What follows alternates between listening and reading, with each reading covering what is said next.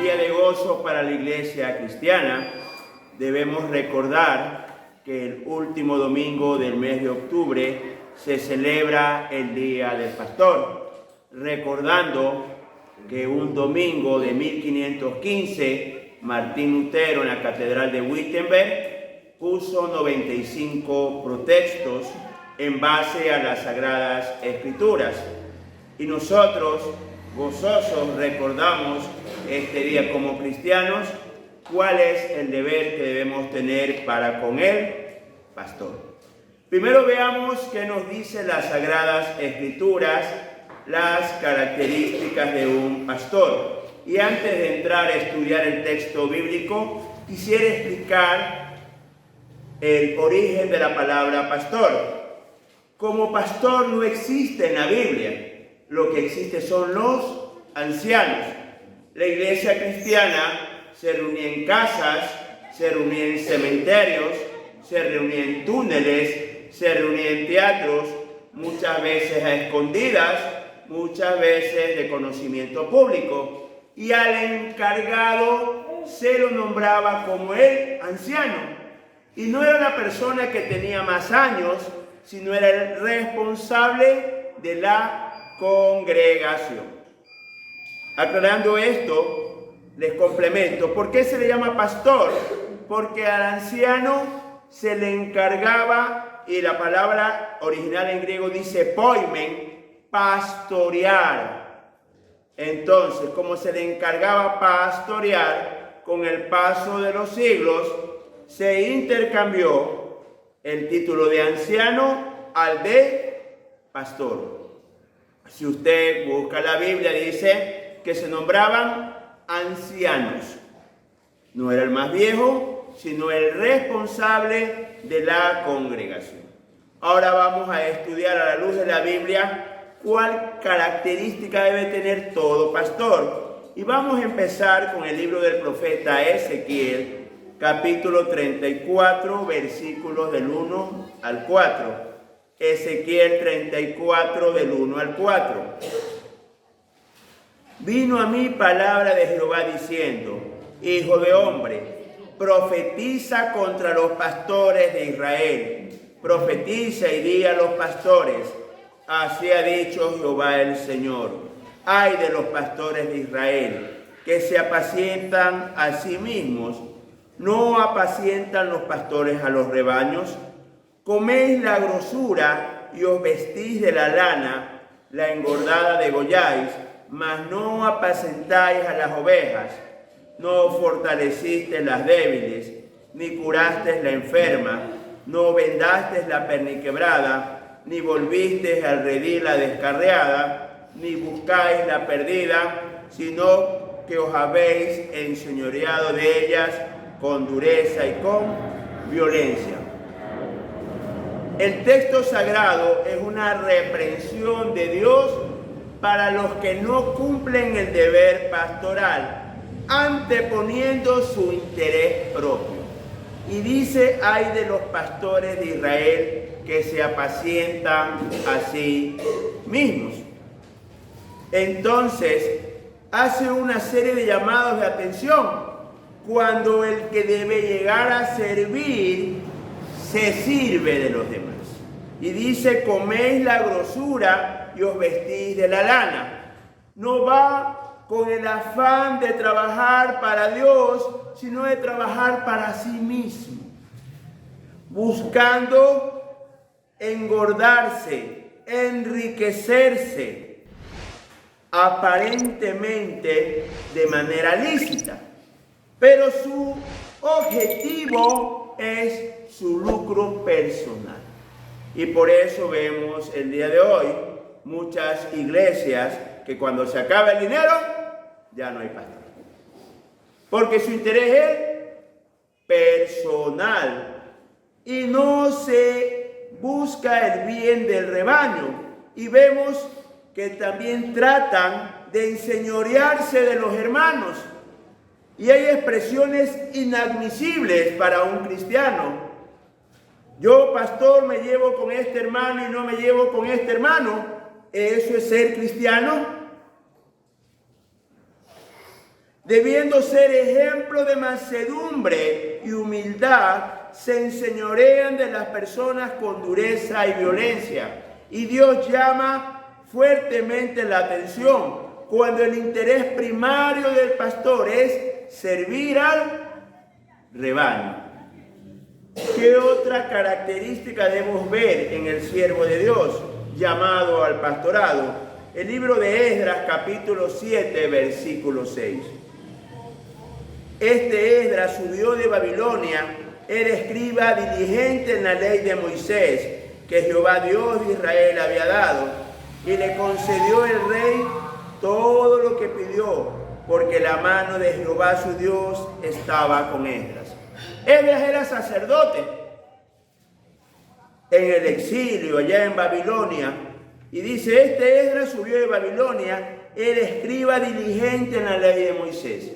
Los escribas eran los estudiosos de la palabra de Dios, pero este era diligente, era el más estudioso de todos. Todo pastor debe dominar el texto bíblico, hebreo, griego, los métodos de estudio bíblico, el aspecto histórico, cultural, geográfico, porque él tiene que enseñar. ¿Y cómo va a enseñar si no sabe? El día de hoy hay una muletilla mal usada, lo que el Espíritu Santo me diga, y salen una serie de barbaries e incongruencias porque no se estudia el texto bíblico. El texto bíblico debe ser estudiado y profundizado. No leer una línea y de esa línea sacar todo un estudio cuando no tiene ni pie ni cabeza. El pastor debe ser como Esdras, diligente en la palabra de Dios, debe estudiarla, debe profundizarla. Porque las personas lo escuchan, se van a guiar por esa enseñanza. Las personas que lo escuchan van a tomar normas de vida por esa enseñanza. Y si no sabe este señor, llamado al ministerio, el libro de Timoteo nos da una descripción pormenorizada del perfil del pastor. El libro de Timoteo, capítulo 3, versículos del 1 al 7. Libro de Timoteo, capítulo 3, del 1 al 7. Palabra fiel. Si alguno anhela obispado, buena obra desea. Pero es necesario que el obispo sea irreprensible, marido de una sola mujer, sobrio, prudente, decoroso, hospedador, apto para enseñar, no dado al vino, no pendenciero, no codicioso de ganancias deshonestas, sino amable, apacible, no avaro, que gobierne bien su casa, que tenga a sus hijos con toda sujeción, con toda honestidad. Pues el que no sabe gobernar su propia casa, ¿cómo cuidará de la iglesia de Dios? No un neófito, no sea que envaneciéndose caiga en la condenación del diablo. También es necesario que tenga buen testimonio de los de afuera, para que no caiga en descrédito y en lazo del diablo. Permítame aclarar algo. Aquí empezamos hablando de si alguno anhela obispado, ¿y a qué se refiere? La iglesia primitiva no tenía casas de oración, estructuras como esta, dedicadas solo para los cultos. Se reunían en los hogares de los hermanos. Hablábamos anteriormente en teatros, cementerios, en túneles, donde había la oportunidad. Y en una ciudad podían haber 20, 30, 40, 50 casas donde se predique el evangelio. Y cada 2 o 3 casas tenían un anciano. Podríamos decirlo así, lo compartían. Pero había un encargado para toda la ciudad que tenía que supervisar la enseñanza doctrinal en toda la ciudad. La palabra que se traduce obispado es la palabra griega episkopoi. Epis, encima, pero kopoi, en contacto. Él era el que estaba sobre todos los hogares donde se predicaba el evangelio, sobre todos los ancianos. Podríamos decir que era el pastor principal de la ciudad. Y esto Pablo le escribe a Timoteo, que en la primera Timoteo era el episkopoi, el obispo de Éfeso. Si alguno es el pastor principal de la ciudad, buena obra desea. pero es necesario que este pastor principal sea irreprensible, que nadie le pueda observar nada de su vida. Marido de una sola mujer. ¿Qué sucede? Debemos aclarar que cuando habla marido de una sola mujer, habla desde que es cristiano para adelante. Recordemos lo que nos enseña primera carta a los Corintios, que las cosas viejas quedaron atrás. Entonces, de una vez que es cristiano, debe ser sobrio, tener una sola esposa.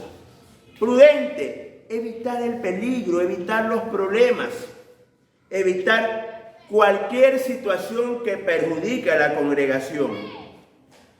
Decoroso, una persona que se fije mucho en andar con decoro en su vestido.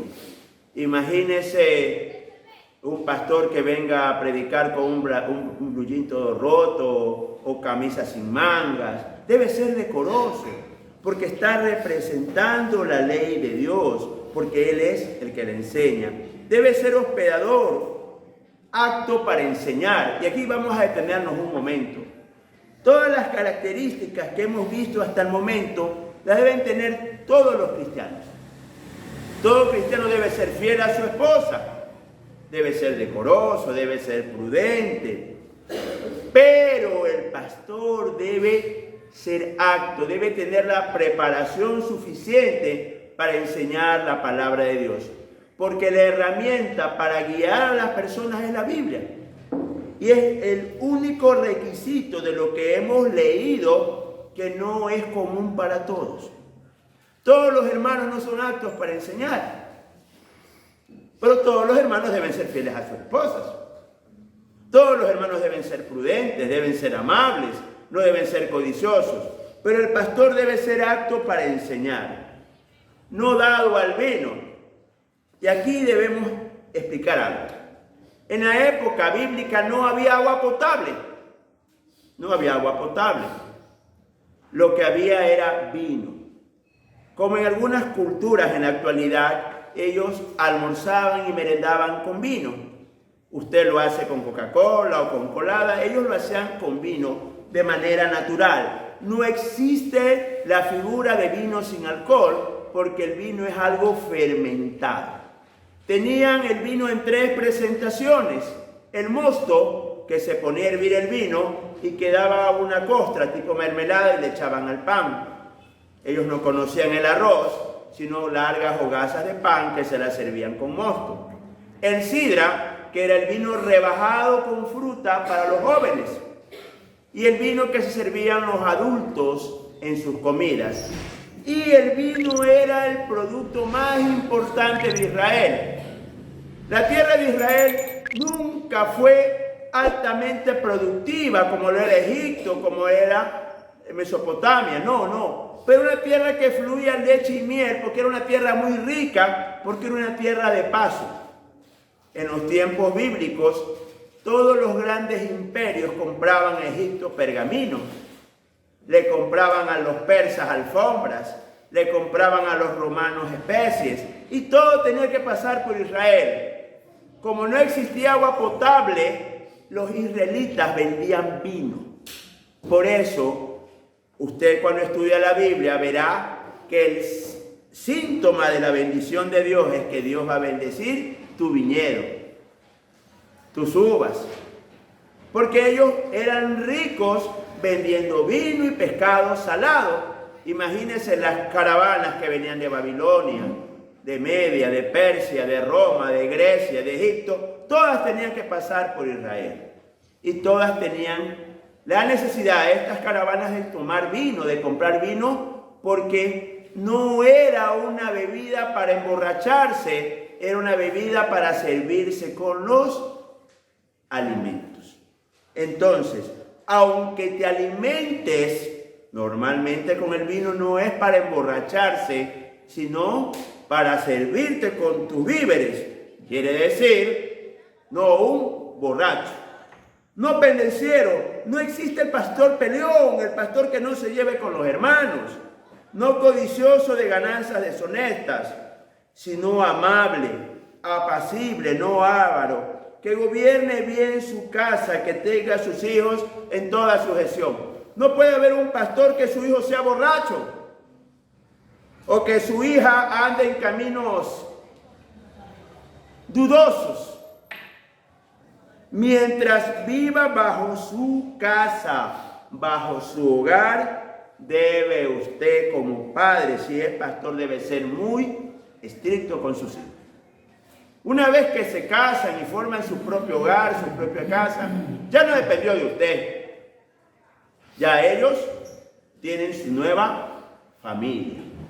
Entonces, una persona que a sus hijos les ponga reglas claras y tenga un buen testimonio. Yo no puedo decirle a usted que sea trabajador si yo no trabajo. Yo no le puedo decir a usted que estudie si yo no estudio. Yo no le puedo decir que se preocupe por sus padres si yo no lo hago. Que hablen bien o mal de usted no depende de usted. Pero su conciencia ante Dios debe ser clara. Nadie puede decir de un pastor que no haya provisto para sus padres, para sus hijos, que no haya ayudado al necesitado, que sea infiel con su esposa. Las lenguas hablan porque así son, porque así es la envidia. Pero el pastor debe ser estudioso y trabajador, porque esos son los requisitos que manda la Biblia. Quisiera tomar un punto que es muy neurálgico en la actualidad. ¿Cuáles deben ser los ingresos del pastor? Y veamos 1 Corintios capítulo 9 del 13 al 14. 1 Corintios capítulo 9 del 13 al 14. ¿No sabéis que los que trabajan en las cosas sagradas comen del templo y los que sirven al altar del altar participan? Así también ordenó el Señor a los que anuncian el Evangelio que vivan del Evangelio. Y aquí hago una aclaración. Ordenó el Señor es una orden. Normalmente el pastor debe vivir del Evangelio. Eso es lo normal. Que la iglesia sostenga a su pastor. No solo lo dice el reglamento de nuestra denominación, Alianza Cristiana y Misionera, que cada congregación es responsable del sostén del pastor, sino Dios mismo cuando dice, ordenó el Señor. Así como en el Antiguo Testamento los que trabajaban en el altar vivían del altar, ahora los que predican el Evangelio, que vivan del Evangelio. Pero ¿qué sucede cuando la iglesia no puede sostener al pastor porque es de escasos recursos? Veamos lo que nos dice Hechos de los Apóstoles, capítulo 20, del 33 al 35. Ni plata, ni oro, ni vestido de nadie he codiciado. Antes vosotros sabéis que para lo que me ha sido necesario a mí y a los que están conmigo, estas manos me han servido. En todo os he enseñado que trabajando así se debe ayudar a los necesitados y recordar las palabras del Señor Jesús que dijo, más bienaventurado es dar que recibir. Sabemos que el apóstol Pablo trabajaba con sus manos y hace una aclaración, ni plata, ni oro, ni vestido de nadie he codiciado. ¿Qué nos dice aquí? Que él se vestía muy bien, pero no producto de la obra del Señor. Él no codiciaba oro ni plata de nadie. Él lo que había conseguido era producto de su trabajo. Dice, vosotros sabéis que para lo que ha sido necesario para mí, para mi equipo, yo lo he conseguido trabajando. Porque Pablo predicaba el Evangelio. Si la iglesia le daba bien, si no le daba, él seguía trabajando para el Señor, porque Pablo nos muestra lo que es un obrero de Dios. Y ahorita me viene a la mente lo que sucede en la actualidad. Hay pseudo pastores que para predicar en determinado lugar ponen tarifa. Tanto cuesta un hotel 4 estrellas y la botella de marca y de cola de tal y cual clase. Eso hacía Saulo de Tarso. hay vedex completas alejadas a la palabra de Dios, donde primero es el dinero. Tantos miles de dólares te cuesta la prédica, un hotel de tal categoría. Cuando Pablo dice, yo con mis manos he trabajado para mí y los míos. Pero, ¿cuál es la responsabilidad de la iglesia? Veamos Filipenses capítulo 4 del 14 al 16. Filipenses capítulo 4 del 14 al 16. Sin embargo, bien hicisteis en participar conmigo en mi tribulación, y sabéis también vosotros, oh filipenses, que al principio de la predicación del Evangelio, cuando partí a Macedonia, ninguna iglesia participó conmigo en razón de dar y recibir, sino vosotros solos, pues aún en Tesalónica me enviasteis una y otra vez para mis necesidades. No es que busque dádivas, sino es que busco fruto que abunde en vuestra cuenta. Pablo fue pastor de la iglesia de Filipenses y tuvo que huir. Pero la iglesia de Filipenses siempre estuvo pendiente de su pastor. Y donde él estuviera, le daba para su sustento. Y él le dice, no es porque busco eso, sino es que busco que tu cuenta aumente. ¿Pero cuál cuenta se refiere? La cuenta de bendición. De las 13 cartas paulinas que usted encuentra en el Nuevo Testamento, 12 son de reprensión. Solo una es de felicitación. Y es a la iglesia de Filipos. ¿Por qué? Porque nunca se olvidó de su pastor. Donde estuviera, en la cárcel, enfermo, como sea, siempre estuvo pendiente de su pastor. Porque ese es traer bendición al pueblo. Pero recuerden que eso es decisión de cada iglesia. De las 13 iglesias que Pablo escribe, solo una se acordó de su pastor, que es la iglesia de Filipos. Ahora, teniendo claro el sustento del pastor, el deber de la iglesia es sostener a su pastor, y si la iglesia no le puede sostener, el pastor trabaja con sus propias manos, como lo hacía Saulo de Tarso, sabiendo que el dar al pastor es fruto que abunde en la cuenta de la congregación. Debemos tener claro cuál es mi deber con el pastor. Es Hebreos capítulo 13 del 17 al 18. Hebreos 13, 17 al 18. Obedeced a vuestros pastores y sujetaos a ellos, porque ellos velan por vuestras almas, como quienes han de dar cuenta, para que lo hagan con alegría y no quejándose, porque esto nos es provechoso. Orad por nosotros, pues confiamos en que tenemos buena conciencia, deseando conducirnos bien en todo. Debemos aclarar algo. Cuando un pastor te guía es con la Biblia. Este es el consejo de Dios. Y la Biblia te dice, obedeced a vuestros pastores y sujetaos a ellos. Porque si tú no obedeces al consejo bíblico, le estás desobedeciendo a Dios. Veamos algunos ejemplos. Honra a padre y madre. Ejemplo sencillo. El pastor te enseña eso. El pastor te guía a eso. Y si tú no lo haces, ¿a quién estás desobedeciendo? A Dios. Recuerda que el pastor tiene que enseñar es la palabra de Dios, no lo que él cree. Entonces es gravísimo. Veamos un segundo ejemplo. Maridos, tratad a vuestras mujeres como vaso frágil. El marido debe tratar a su mujer con dulzura, con ternura, amor, mi vida. Si usted no la trata así, no solo que está desobedeciendo al pastor, está desobedeciendo a Dios. Porque el varón debe tratar a su mujer con delicadeza, con ternura. Jamás el varón debe alzar la voz a su esposa. Está ofendiendo a Dios. Veamos un tercer ejemplo. El que no trabaja, que no coma. Nosotros como cristianos debemos promover ser trabajadores, ser diligentes, los más puntuales, los más cumplidos, los más honestos.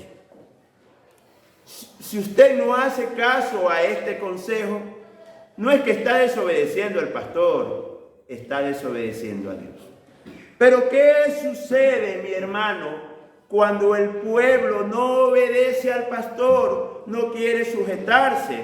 Veamos Éxodo 32, del 9 al 10. Éxodo 32, del 9 al 10. Dijo más Jehová a Moisés: yo he visto a este pueblo, que por cierto es pueblo de dura cerviz. Ahora pues, déjame que se encienda mi ira en ellos y los consuma, y de ti yo haré una nación grande. El pueblo de Israel había cometido idolatría, había hecho un becerro de oro y lo había adorado. Y Dios quiso destruirlos. Y Dios iba a sacar a Moisés de ahí. Y de Moisés iba a ser una nación grande. Por eso hemos visto muchos casos de siervos de Dios que por años estuvieron en una congregación, pero el pueblo era duro de servicio. ¿Y qué hizo Dios? Lleva a su siervo a otro lado, donde sí hay un pueblo que se sujeta a su pastor y provea para su pastor. No son pocos los casos de estos. Hemos visto hermanos nuestros que están trabajando en los Estados Unidos, en otros países, donde sí el pueblo no ha sido duro de servicio. Mi deber para el pastor es obedecerlo, sujetarme y orar por él. Porque tenemos un peso muy grande lo que estamos llamando este ministerio. Y es los pecados de cada uno, pedir misericordia a Dios. Dice el texto sagrado: por quienes velan por vuestras almas. Mi anhelo es que mis intereses personales, mis credos políticos o deportivos, nunca compartirlos desde un micrófono. Porque mi deber como cristiano es predicar la palabra de Dios. Mi deber como cristiano es jamás apartarme del texto bíblico. Y cada estudio bíblico, cada enseñanza, profundizarla. Porque el pastor debe estar apto para enseñar. Debe ser diligente en la palabra de Dios. Amados hermanos, en el día del pastor damos gracias a Dios por sus muchas bendiciones. Y en este día quiero dar gracias a Dios por mi esposa, una ayuda valiosa, invalorable en este duro ministerio. Ha caminado conmigo en muchos lugares. Quiero dar gracias a Dios por mis hijos, que desde muy pequeños ellos saben lo que es madrugar para viajar, para servir al Señor. Quiero dar las gracias a Dios por mi padre y mi madre, que aunque mi mamá ya no está en este mundo, sigue sirviendo a Dios. Han sido una ayuda muy valiosa. Son valiosas porque yo no podría seguir adelante sin mi familia, que mi baluarte y mi sostén. Papá, mamá, esposa y hijos estamos involucrados en el ministerio, porque esto le pertenece a Dios. Y cuando digo esto, no solo me refiero a las almas, sino al terreno, a la construcción, a la escuela. Todo le pertenece a Dios. Y todo lo que hacemos es para darle gloria y honra a Él. Amén, hermanos. Amén. Dios me los bendiga y no se olviden de orar por mí y por mi familia.